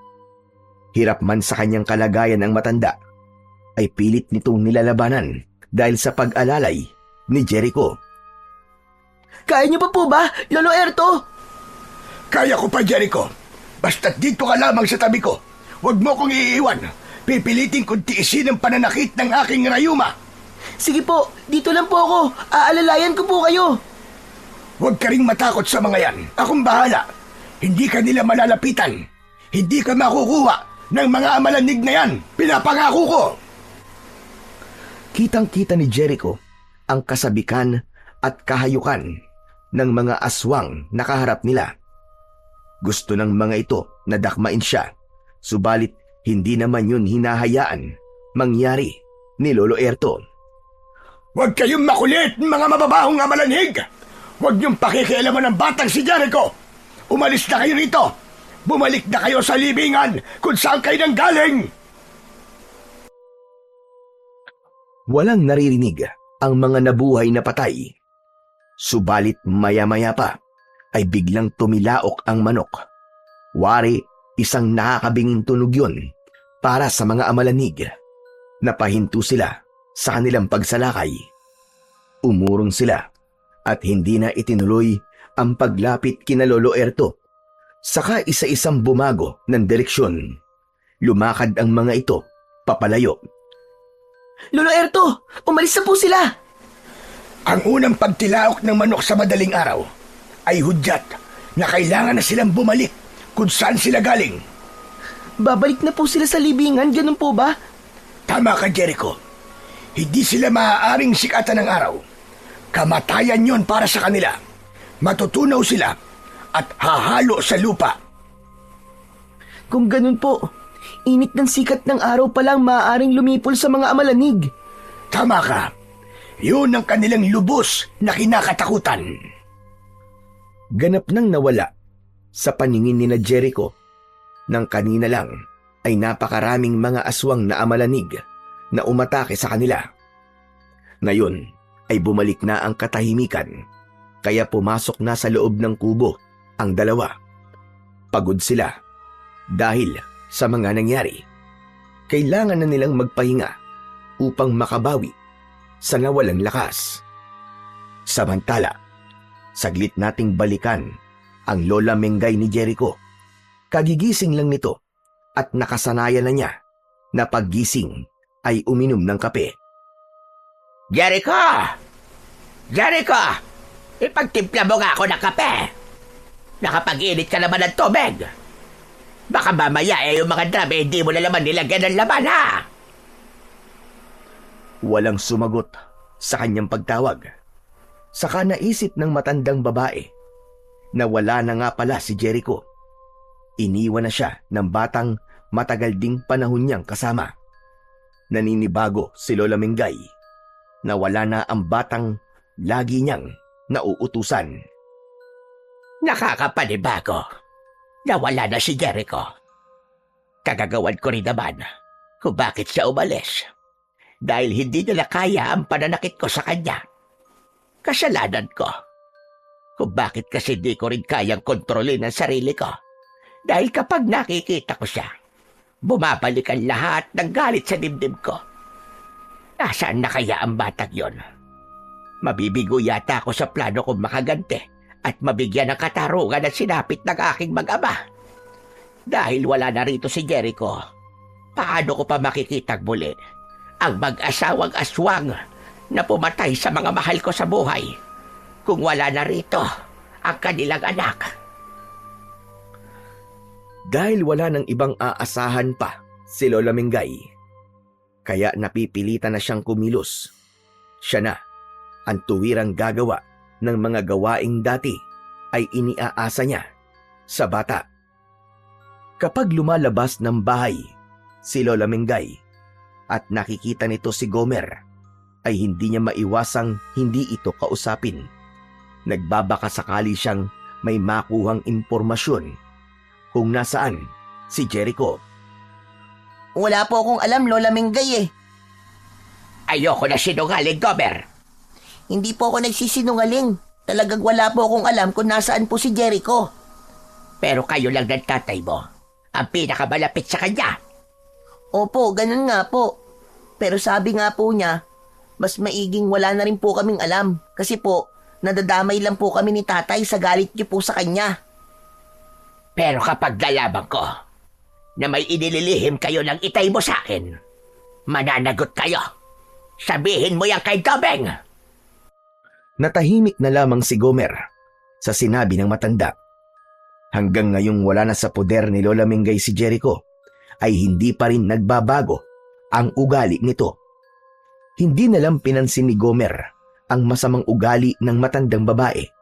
Sa isip niya, kahit may alam pa siya tungkol kay Jericho, ay hinding-hindi niya yun sasabihin kay Lola Mingay. Nasaan na nga kaya ang kaibigan ko? Sana okay lang siya. At sana magkita kaming muli. Samantala, pagkatapos ng naging pagsalakay ng mga amalanig sa bahay ni Lolo Erto, ay nagawa na ring sabihin ng matandang lalaki kay Jericho ang tungkol sa pagkakapili rito upang pasahan ng taglay na mutya. Seryoso ang matanda na gawin yon, lalo na't sadyang may edad na rin siya at nahihirapan na siyang ipagpatuloy pa ang tungkulin para harapin ang mga nilalang mula sa dilim. Gaya ng nasabi ko sa iyo, Jericho, ikaw ang mapalad na pagtitiwalaang mag-iingat ng mutya ng pusong bato. Mutya ng pusong bato? Oo, malaki ang maitutulong nito sa iyo, Apo. Isang supot na yari sa telang itim ang inilabas ni Lolo Erto. Mula sa loob nito ay kinuha ang isang batong buhay. Batong hugis puso? Tama ka, Jericho. Kung tawagin ito ay pusong bato, isang uri ng mutya na magbibigay sa iyo ng swerte at magagamit mo para labanan ang puwersa ng kasamaan. Lalo ang mga... Sigurado po ba kayo na ibibigay niyo po sa akin to? Oo naman. Dahil nga natitiyak kong itinadhana ka para pagtiwalaan ng mutya ng pusong bato. Hindi lang nagkataon ang pagkikita natin. Hindi ka lang basta ipinadala ng tadhana sa lugar kung saan tayong unang nagkita. Dahil ang lahat ng yon ay nakatakda. Kung talaga pong ibibigay niyo po to sa akin, buong puso ko po itong tatanggapin, Lolo Erto. Salamat naman kung ganon, Jericho. Kunin mo ang mutya ng pusong bato. Mula ngayon, ikaw na ang bagong mag-iingat nito. Salamat po, Lolo Erto. Alagaan mo yung maigi dahil sa pusong bato na yan ay nariyan din ang aking pagkatao. Po? Hindi ko po kayo maintindihan. Habang taglay mo yan, ay para mo na rin akong kasama. Pagkatapos kunin ni Jericho ang supot na may lamang mutya ng pusong bato na ibinigay ni Lolo Erto, ay ganun na lamang ang gulat ng bata dahil sa nangyayari sa matandang kaharap niya. Lolo Erto, ano po nangyayari sa inyo? Gamitin mo yan sa tama, Jericho. Kitang-kita ni Jericho ang pagbabago ni Lolo Erto. Unti-unti, nagiging bato ang matandang lalaki hanggang sa ang kabuuan nito ay naging isang malaki at matigas na bato. Lolo Erto! Lolo Erto! Ano po nangyari sa inyo? Lolo Erto! Wala nang maririnig pang sagot sa matandang kaharap ni Jericho dahil ganap na itong naging bato. Hindi maintindihan ng bata ang mga nangyari, pero isang bagay lang ang natitiyak niya. Ipinasa na sa kanya ang tungkulin nito. Isa na siyang antingero ngayon na may hawak na mutya ng pusong bato. Dahil sa nangyari kay Lolo Erto, ay nag-iisa na lamang sa bahay si Jericho. Isang matigas at malaking bato na lamang ang matanda na hindi na niya makakausap. Hindi agad siya umalis sa lugar na yon. Doon muna na malagi ng ilang araw ang bata. Sa bawat pagtulog niya sa gabi, ay nag-aantabay siya na muling sumalakay ang mga amalanig. Kaya lamang, wala ang mga ito. Naisip niya na marahil ay tapos na ang pagbibilog ng buwan. Kaya hindi na uli babangon sa kanilang libingan ang mga aswang na amalanig, kundi matatagalan pa. Mahimbing ang naging pagtulog ni Jericho ng gabing yun. Tila mahaba ang naging pagtulog niya. Gumising siya kinabukasan upang maghanda ng kanyang pagkain. Pagbangon niya sa higaan, ay ganun na lamang ang pagtataka niya dahil wala siyang suot na anuman. Ang suot niyang damit bago siya natulog ay nasa tabi ng kanyang higaan at sira na ito.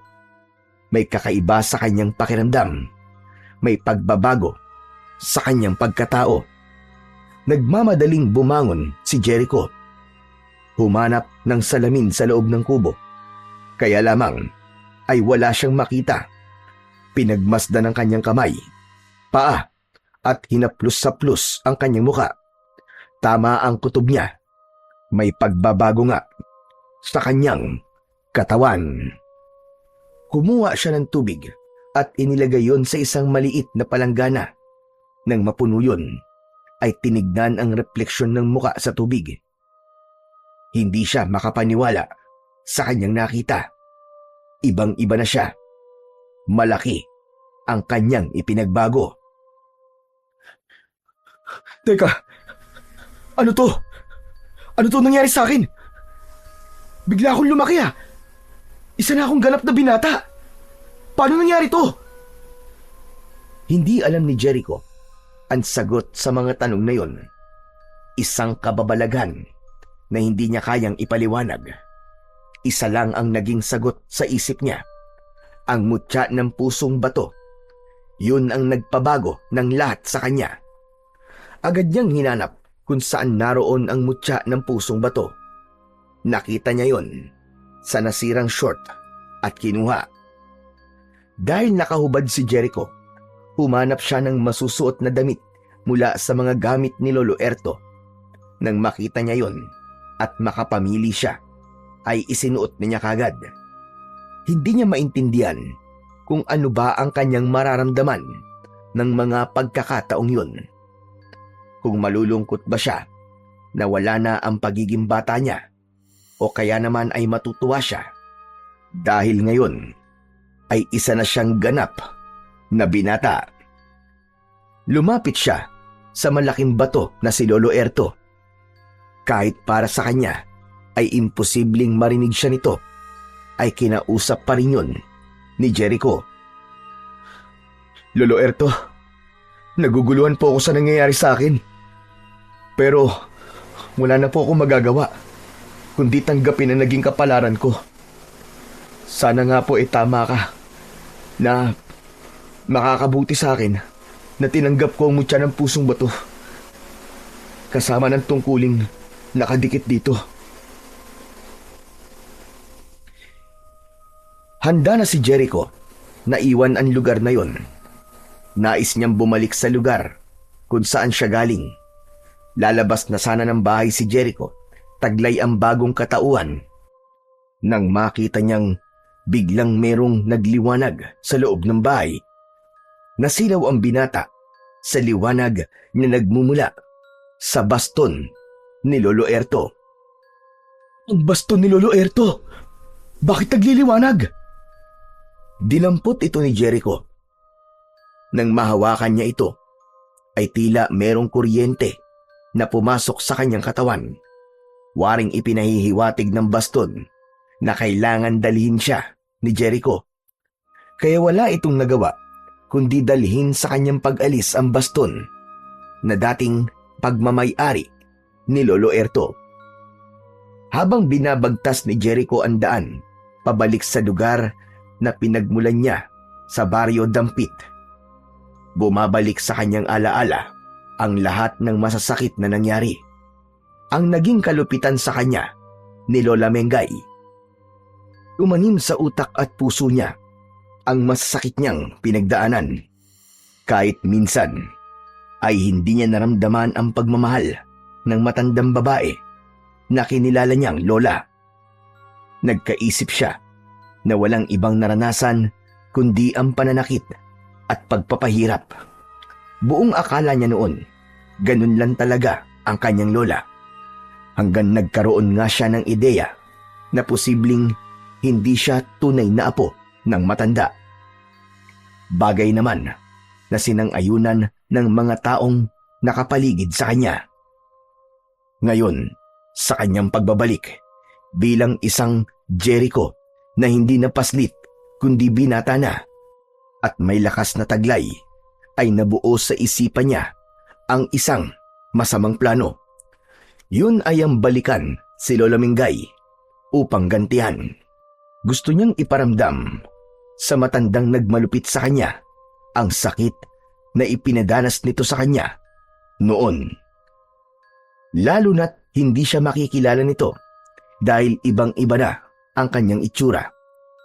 Hindi na siya bata gaya nang umalis siya sa poder nito. Una niyang pinuntahan ang kaibigang si Gomer. Ibig niyang makita ang kaibigan na alam niyang sabik din siyang makita. Nasa harap ng bahay si Gomer at may ginagawa. Tinawag niya si Gomer. Tumingin sa kanya ito na may pagtataka. Naisip ni Jericho na hindi nga pala siya makikilala ng kaibigan dahil hindi na siya ang dating Jericho na isang bata. Tinatawag mo ako? Sino ka ba? At bakit kilala mo ko? Ha? Kwan, narinig ko lang na yun ang tawag sa'yo ng Tatay Doming mo. Kaibigan ka ba ng tatay ko? Hindi naman. Nandyan ba siya? Umalis ang tatay ko eh. Ano bang kailangan mo? Humahanap kasi ako na matutuluyan eh. Kung meron kang alam, meron lang kasi akong aasikasuhin dito sa baryo nyo. Hindi ko alam kung papayag si Itay na dito ka sa bahay namin. Pero yung maliit na kubo na yon na pinaglalagyan ng mga tuyong kahoy, pwede ka ron. Yun ay kung okay lang sa'yo. Aba, oo naman, pwede ako dun. Ano nga palang pangalan mo? Jerry. Tama, Jerry ang pangalan ko. Kilala mo na ako, di ba? Oo naman, Gomer. Salamat ah. Doon na muna ako sa itinuro mong kubo. Tumalikod na si Jericho. Sinundan siya ng tingin ni Gomer. Nakakunot ang noo nito na tila may pagtataka. Kaya naman, napakamot na lamang ito sa kanyang ulo. Ikaw naman na bata ka, pambihira. Basta ka na lamang nagpapatuloy dito sa atin. Tay, hindi naman po dito sa bahay natin eh. Doon po siya sa kubo sa labas. Kahit na ba eh. Baka mamaya masamang tao yun. Kung anong gawin sa atin. Mukha naman pong mabait siya eh. Tsaka, para po bang matagal ko na po siyang kilala. Paanong parang matagal mo nang kilala? Eh ngayon mo lang naman siya nakita. Pakiramdam ko lang po. Naalala ko tuloy sa kanyang kaibigan kong si Jericho. Kasi po, may pagkakahawig sa kanya eh. Yun nga lang po, kaedad ko si Jericho. Siya po, binata na eh. Sana nga, hindi siya masamang tao. Samantala, unang gabi doon ni Jericho sa kubo, malapit sa bahay ng kaibigang si Gomer. Malalim at tahimik ang gabi ng pagkakataong yun. May kakaibang naramdaman si Jericho at may mga ingay siyang narinig. Bumangon siya sa kanyang pagkakahiga sa loob ng kubo at nakita niya may mga kakatwang nilalang na paikot-ikot sa labas ng bahay ni Gomer. Hindi siya maaaring magkamali. Mga aswang ito na may pinaplanong masama. Dali-dali siyang lumabas ng kubo. Tiniyak niyang nasa kanyang katawan ang mutya ng pusong bato. Samantalang ang baston ni Lolo Erto ay mahigpit niyang hinawakan. Pinuntahan nga ang aswang na naroon sa bahay ng kaibigan. Hoy! Mga pangit na aswang! Kung ayaw nyo may masamang mangyari sa inyo, umalis kayo dyan! Huwag niyong guluhin ang mga tao nagpapahinga dyan! Galit na bumaling kay Jericho ang mga aswang. Umuungol at ibinuka ang malaking bibig. Naghahanda sila upang sugurin ang binata. Aba, gulo ba ang gusto nyo? Sige, lumapit kayo! Tignan natin kung hanggang saan ang yabang nyong mga halimaw kayo! Sige, sugod! Hindi pa natatapos sa kanyang sinasabi si Jericho, ay halos sabay-sabay na sumugod sa kanya ang mga aswang na naroon. Subalit isang malakas na hataw ng baston ang ipinatikim niya sa mga aswang na umaatake. Lumalagotok kapag tinatamaan ng baston ang halimaw na sumusugod sa binata.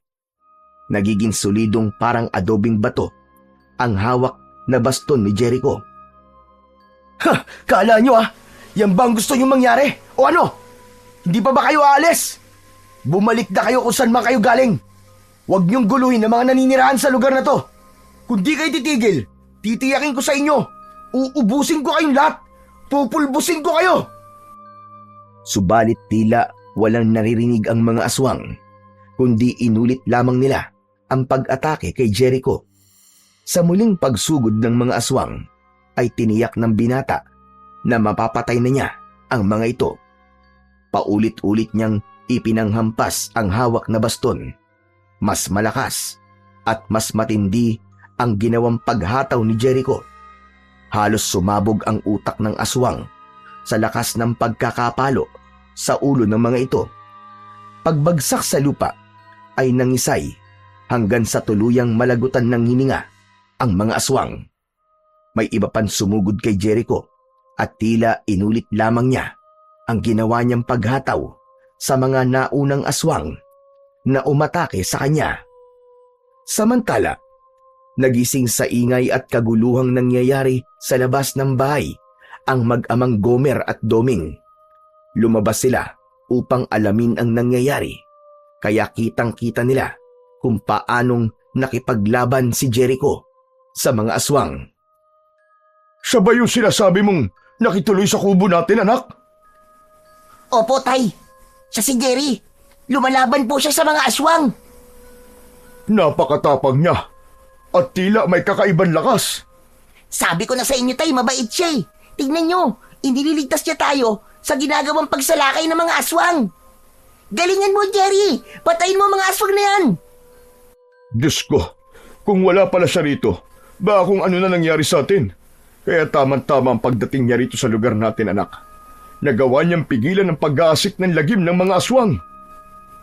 Nagtagumpay si Jericho laban sa mga kampon ng kadiliman. Nagkalat ang mga aswang na wala ng buhay. Lumapit naman ang mag-ama kay Jericho.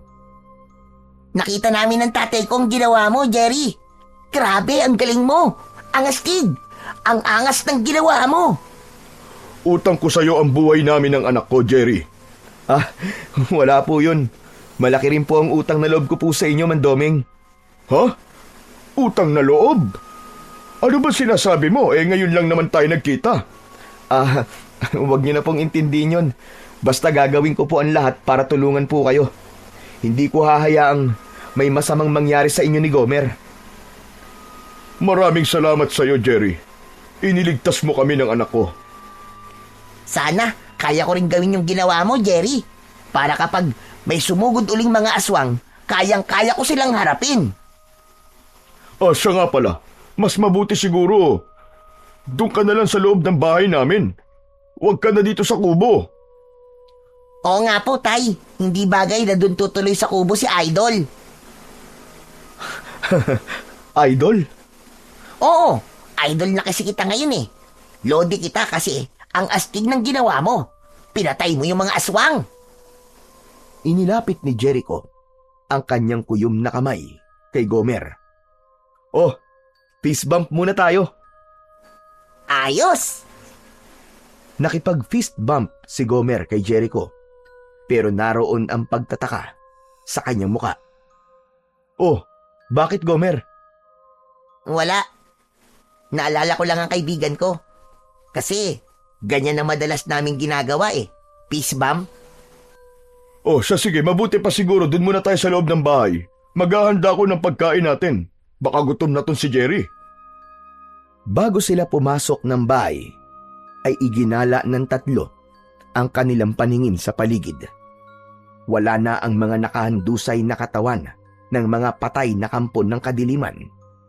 Naglaho na ito at ang hiling sana nila ay wala nang dumating pa.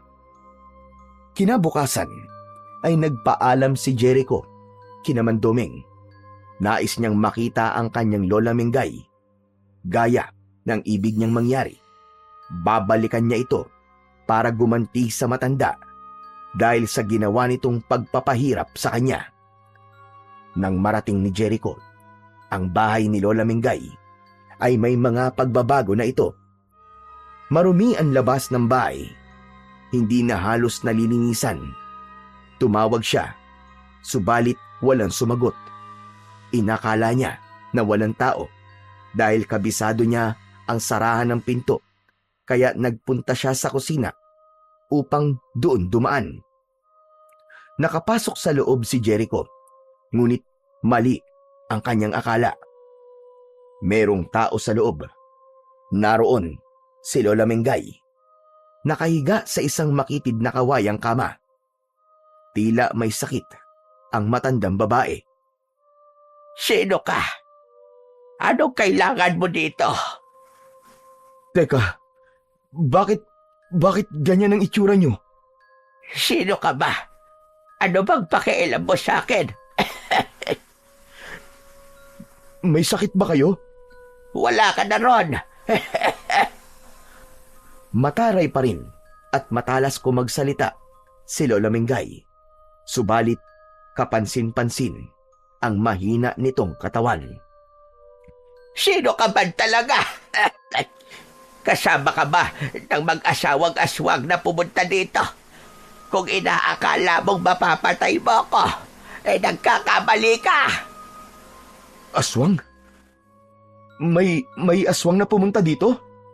Oo, at kung kasama ka nila at inutusan kang patayin ako, hindi mangyayari yon.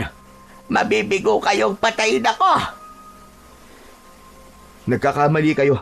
Hindi nila ako kasama. Pero, maaari ko bang malaman kung bakit ka pinuntahan ng aswang at gusto kang patayin? Mahabang kwento. Makikinig ako. Bakit ko naman sasabihin sa'yo? Kung gusto mong tulungan kita para hindi ka naguluhin pa ng mga aswang na sinasabi mo, kailangan ko malaman ang dahilan. Hindi alam ni Lola Mingay, pero nakumbinsi siya ni Jericho para magkwento. Wala siyang kamalay-malay na ang binatang kanyang kaharap ngayon ay ang batang kinupkup niya na kanyang pinagkaitan ng pagmamahal at pinaranas ng kanyang kalupitan. Walang itinago si Lola Mingay sa naging pagkikwento niya kay Jericho. Kaya natiyak ng binata na hindi nga siya tunay na apo nito, kundi anak siya ng mag-asawang aswang na pumatay sa kanyang asawa at anak. Gagantihan niya ang mga ito sa pamamagitan ng batang inampun niya. Naghihintay siya na hanapin ng mag-asawa upang kunin sa kanya ang anak, at pagkakataon naman yun ng matandang babae upang makapaghiganti. Yun ang totoo. Nagbalik na ang mag-asawang aswang at hinahanap sa akin ang batang kinuha ko na anak nila. Nasaan na ang batang sinasabi mo? Nagkukunwaring tanong ni Jericho kay Lola Mingay. Iniwan na ako. Lumayas siya dahil hindi niya na kayang tumira dito sa akin. Dahil naging masama ka sa kanya. Oo, tama ka. Alam kong mali ang ginawa ko. Kaya lamang malaki ang kasalanan ng mga magulang niya sa akin. Pinatay nila ang pamilya ko.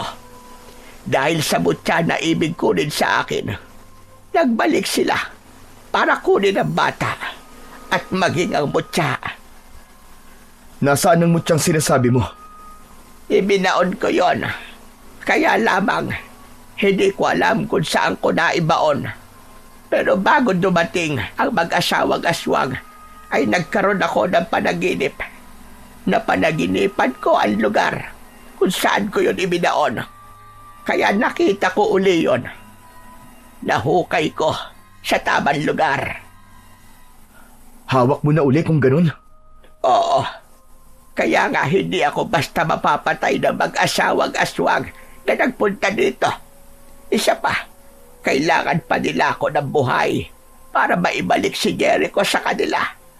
Pero hindi ko na alam kung nasa na ang batang iyon. Masama ang loob sa akin ni Jericho dahil sa ginawa ko. Pinaranas ko sa kanya ang kalupitan. Natuwa kayong gawin yun sa kanya? Hindi.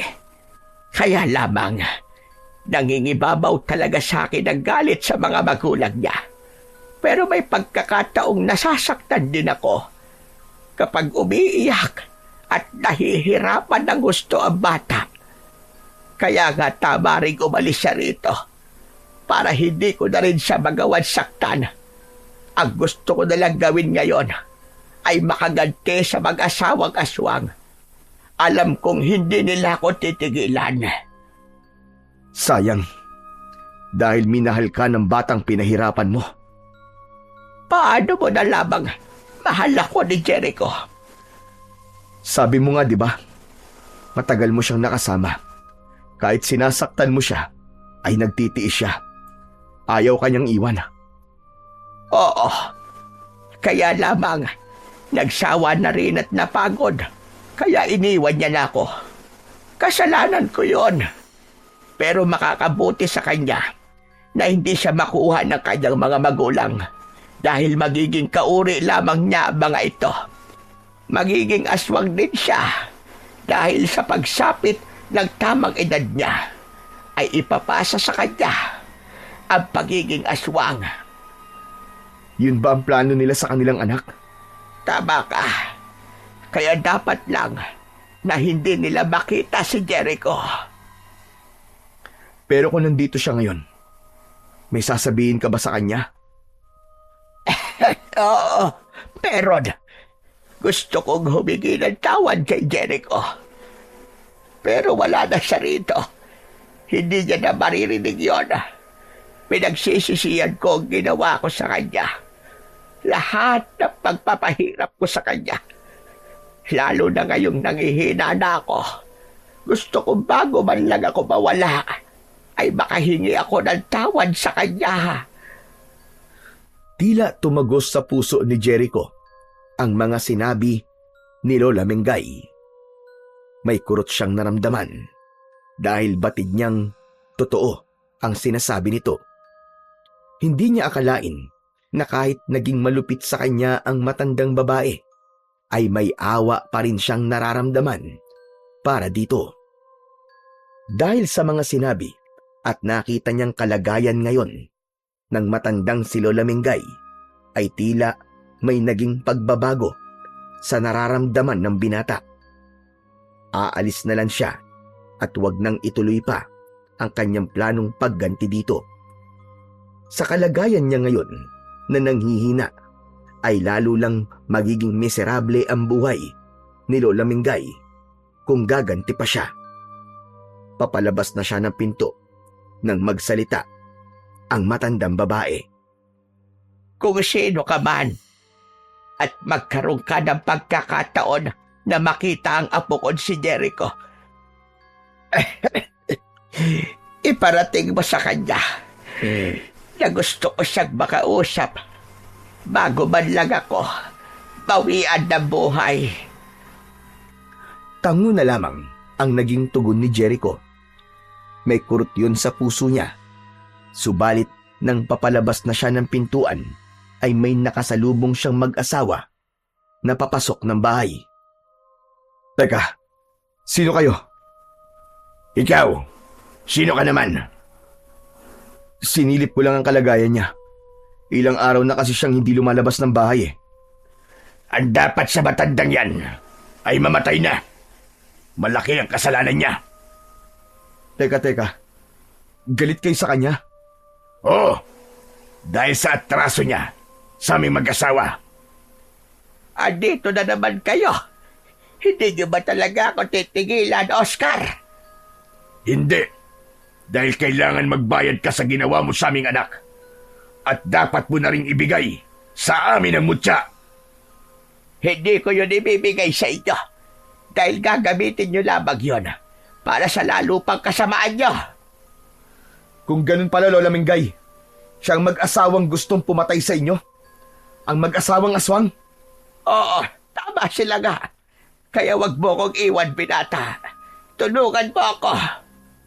Huwag kang makikialam dito kung ayaw mo madamay sa galit namin sa kanya. Eh paano ba yan? Nandito ako. At hindi ko hahayaang may gawin kayong masama kay Lola Mingay.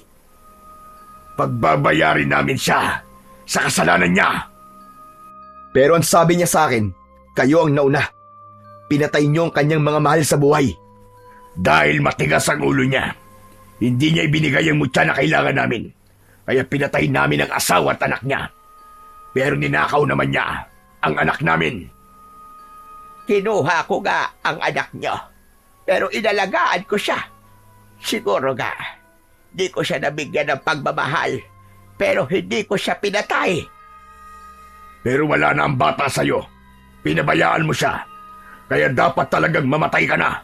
Tutal, hindi mo masabi kung nasaan ang anak namin. Kung sakaling alam ko, hindi ko rin sasabihin sa inyo dahil magiging kauri niyo lamang siya. Magiging aswang siya at magiging masamang katulad ninyo, mga kampo ng demonyo. Ang dami mo sinasabi. Ang dapat sa'yo'y manahimik na. Biglang nagbago ang anyo ng mag-asawa. Naging mga aswang. Nakakakilabot ang itsura ng mga ito. Kitang-kita yun ni Jericho. Ikaw, binata, huwag kang makikialam kung ayaw mo madamay ka. At maging ikaw ay mamatay sa mga kamay namin. Sabi ko nga sa inyo, huwag niyong sasaktan si Lola Mingay dahil ako makakalaban niyo. Talaga palang palaban ka, ha? Gusto mo pang ipagtanggol ang matandang ito? Hindi nakinig ang aswang na si Oscar kay Jericho, kundi sinunggaban nito si Lola Mingay, ngunit biglang humarang ang binata. Agad ginamit ang hawak na baston at ipinalo yun sa katawan ng lalaking aswang. Agad namang tumulong ang babaeng aswang na kasama nito. Inatake ni Jericho, subalit ganun din ang ginawa ng binata. Isang malakas na hataw ng baston ang kanyang pinakawalan. Walang hiya ka! Gusto mo talaga sumali sa gulo? Pwes, ibibigay ko yun sa'yo. Biglang sumunggab ang aswang na si Oscar kay Jericho. Nakahanda naman ang binata. Maigpit niyang hinawakan ng baston at iniharang yun ng diretso sa kanyang katawan. Kaya sa ginawang pagsalakay ng lalaking aswang, ay bumaon ang baston sa katawan ng halimaw. Humiyaw ang aswang nang tumagos ang baston sa katawan nito. Hinugot yun ni Jericho, subalit umaagos at pumupulandit ang dugo mula sa nabutas na katawan ng aswang. Lalo namang nagwala sa galit ang babaeng aswang. Handa siyang ipaghiganti ng asawa. Dumamba ang babae mula sa likuran ni Jericho. Galit na galit, subalit hindi nagpaapekto ang binata. Nagpagulong-gulong siya habang nakayakap sa gawing likod niya ang babaeng aswang. Hindi niya magamit-gamit ang baston. Hindi niya tamaan ang aswang dahil nakakapit sa kanyang gawing likuran. Sa pagkakataong yun ay naalala ni Jericho ang mutya na nasa kanyang bulsa. Pilit niyang inapuhap yun at nang makapa niya ay agad na inilabas. Idinikit niya ang mutya ng pusong bato sa katawan ng aswang na nakakunyapit sa kanyang likuran. Nagwala at pumalaw ang aswang. Nag-init ang kanyang pakiramdam at umusok ito hanggang sa makabitiw yun mula sa pagkakakapit sa kanya. Habang umuusok ang katawan ng aswang, ay nakita niyang tila naninigas ang kabuuan nito. Maya-maya ay hindi na ito gumagalaw at naging isang matigas na bato. Nag-aagaw buhay naman ang lalaking aswang habang umaagos ang masaganang dugo sa katawan. Nilapitan ni Jericho at idinikit din sa lalaking aswang ang hawak na mutya ng pusong bato. Katulad ng nangyari sa babaeng aswang, ay umusok ito at unti-unting nanigas ang katawan at naging matigas na bato.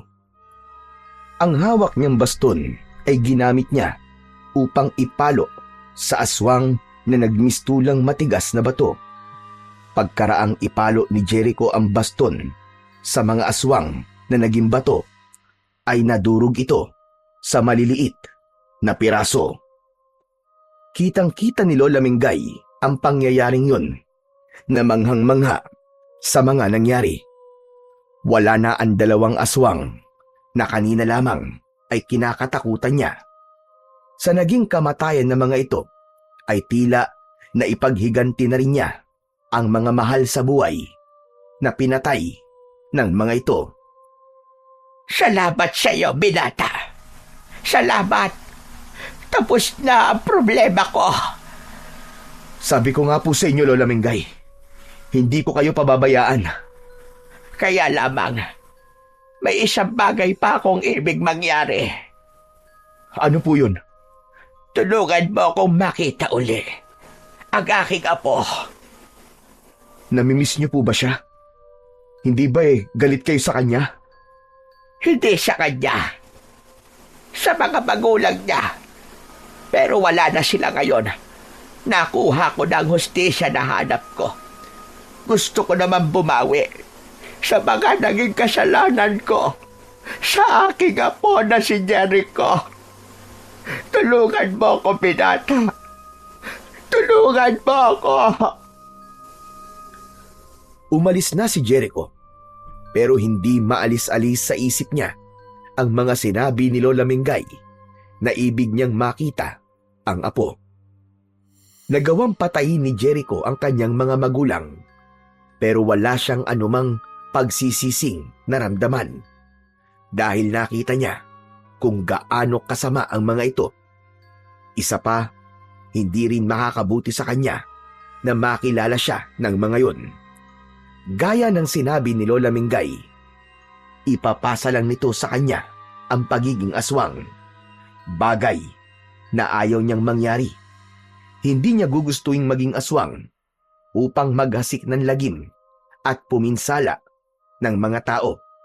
Isa pa, taglay niya ang pagiging antingero dahil sa mutya ng pusong bato na ipinagkatiwala sa kanya ni Lolo Erto. Mas gusto niyang ipagpatuloy yun kesa ang maging isang kampon ng kadiliman. Umuwi si Jericho sa bahay ng kaibigan. Walang tao ron. Wala sa loob ng bahay sina Gomer at Mandoming. Dahil pagod sa mga nangyaring pakikipaglaban, ay nakatulog si Jericho sa upuan sa sala ng bahay. Hapon na nang dumating ang mag-ama.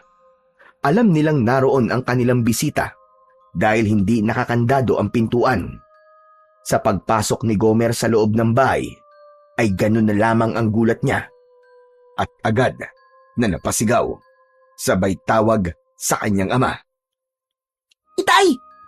Itay, halika, dalian mo! Itay! Nagmamadaling pumasok ng bahay si Mang Doming. Nagulat din ang lalaki nang makita kung bakit pasigaw siyang tinawag ng anak na si Gomer. Itay, tignan mo! Si Jericho! Nandito si Jericho, Itay! Aba, oo nga. Bumalik na ang kaibigan mo. Nagising at tila naalimpungatan naman si Jericho sa ingay. Agad siyang niyakap ni Gomer nang makitang gising na siya. Jericho! Salamat! Salamat, nagbalik ka na, Jericho! Jericho? Anong Jericho? Teka, Dahil nagtataka si Jericho, kaya pinagmasdan niya ang kanyang kamay at hinawakan ng muka. Nagbalik nga siya sa pagiging bata. Maging ang suot niyang damit ay lumuwag sa kanya. Teka lang. Yang suot mong damit, Jericho. Kung di ako nagkakamali, yan ang suot na damit ni Jerry. Yung binatang pinatuloy namin at nagligtas sa amin sa mga aswang. Hala, oo nga po, Tay. Teka nga, Jericho. Huwag mong sabihin, ikaw si Jerry. Tama ba? Ikaw nga ba yun? Hindi nakasagot si Jericho, kundi ngumiti lamang ang binata. Sapat na yon para masagot ang tanong ng kaibigan niyang si Gomer. Kung ganun, aba, paano nangyari yun? Sa halip na mag-usisa pa, si Mandoming ay ikinuwento na lamang ni Jericho ang mga nangyari sa kanya, pati ang ginawa niyang pagliligtas kay Lola Mingay sa kamay ng mag-asawang aswang. Hindi naman makapaniwala ang mag-ama sa mga ikinuwento ni Jericho. Kinabukasan ay bumalik si Jericho sa bahay ng kanyang Lola Mingay.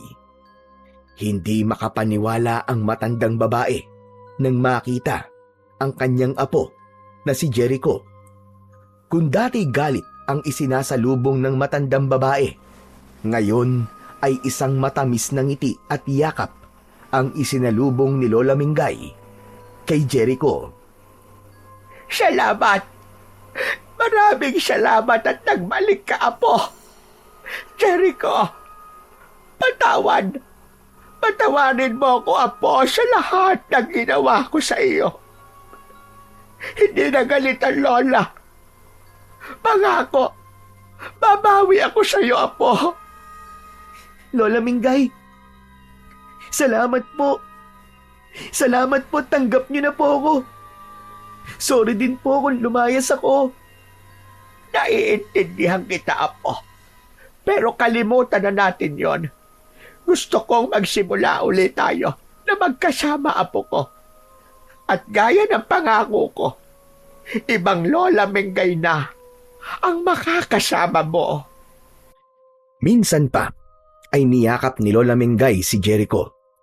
Naramdaman na ng bata ang init ng yakap ng kanyang lola na matagal niya nang kinasabikan.